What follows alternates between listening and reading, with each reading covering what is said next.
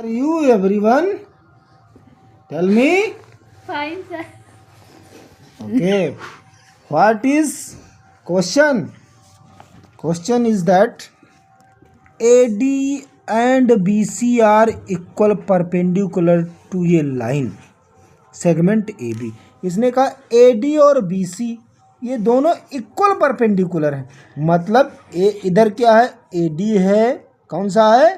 AD. इधर कौन सा है? BC है. ये दोनों परपेंडिकुलर की लेंथ जो है वो क्या है? इक्वल. देखो ये साइन एक डंडा बता रहा है कि एक डंडा सेम सेम, मतलब ये इक्वल ये इक्वल. आपको शो क्या करना है? Show that CD bisects AB. मतलब ये जो CD वाली लाइनवा है ना, ये किसको बाइसेक्ट कर रहा है? AB को. मतलब दूसरे शब्दों में दैट इज, इसको हम अदर वर्ड जैसे क्या कह सकते हैं कि AO बराबर BO. तो ठीक अपने पास जो दिया था हमने राइट कर लिया. टू शो क्या करना है कि CD बाइसेक्ट A. तो ठीक है, प्रूव करते हैं. प्रूव करने के लिए हम आ जाते हैं. एक ये ट्रायंगल है और एक ये ट्रायंगल है.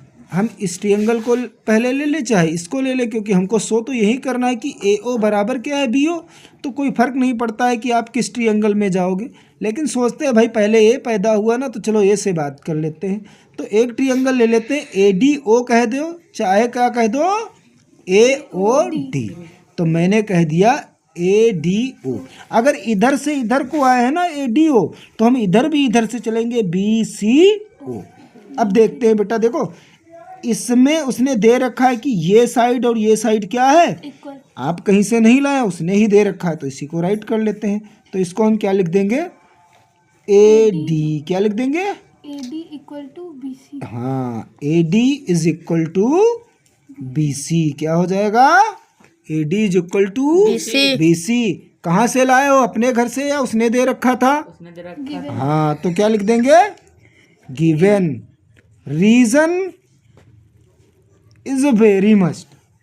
अच्छा, अब दूसरा देखो, कुछ और दिख रहा है. क्या दिख रहा है? ये परपेंडिकुलर, ये परपेंडिकुलर मीन ये भी 90 है और ये भी.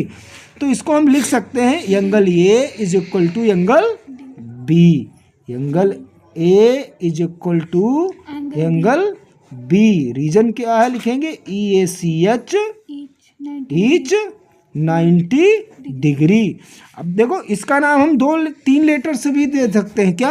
OAD भी लिख सकते हैं, DAO भी लिख सकते हैं. इसका देखिए B का CBO भी लिख सकते हैं, OBC भी राइट कर सकते हैं. ओके, 2 चीज़ें हो गई हैं.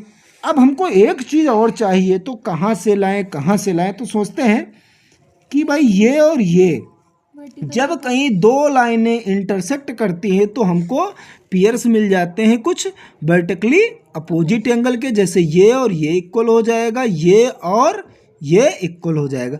तो यहाँ ये लाइन और ये लाइन एक दूसरे को इंटरसेक्ट कर रही, मतलब ये एंगल और ये एंगल इक्वल हो जाएगा. तो पहले इस ट्रायंगल में हूँ तो पहले इस ट्रायंगल का नाम लिख लूँगा. तो क्या लिख लूँगा? AOD. क्या लिख दूँगा? Angle AOD is equal to angle कौन सा हो जाएगा? BOC. ध्यान ये भी रखना, ऐसा ना हो कि इसमें AOD चले आओ इसमें COB चले आओ. नहीं, ध्यान से देखो, AO मतलब इस लाइन पे जा रहा है तो इस पे इधर से चले आए. ठीक है, इसका रीजन क्या हो जाएगा? वर्टिकली अपोजिट है ना, वर्टिकली अपोजिट एंगल्स के इक्वल होते हैं. आपको कितनी चीज़ें मिल गई? 2 चीज़ें मिल गई, सॉरी 3 चीज़ें मिल गई ना. तो ये ट्रायंगल दोनों क्या हो गए? ये और ये ट्रायंगल क्या हो गए? कॉन्ग्रुएंट. तो लिख देंगे देयरफॉर ट्रायंगल कौन सा? ADO कॉन्ग्रुएंट हो जाएगा ट्रायंगल किसके? BCO के.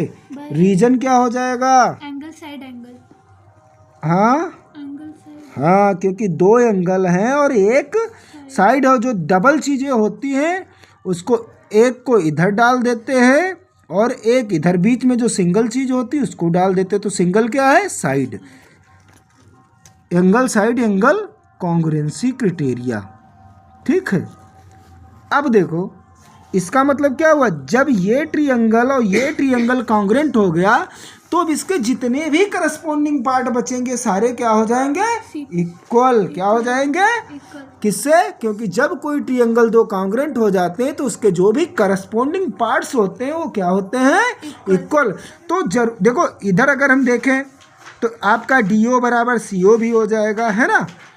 लेकिन उसने हमसे इसके बारे में ना पूछा, ये एंगल और ये एंगल भी इक्वल हो जाएगा, इसके बारे में भी नहीं पूछा। उसने हमसे क्या पूछा है, सीधे सीधे पूछा है कि so that CD bisects AB, मतलब CD बाइसेक्ट AB।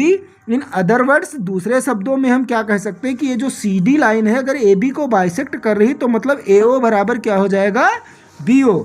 तो यहीं से आपका रिजल्ट निकल के आ गया, क्या AO बराबर क्या हो जाएगा, BO by CPCT, corresponding part of congruent triangle. Hence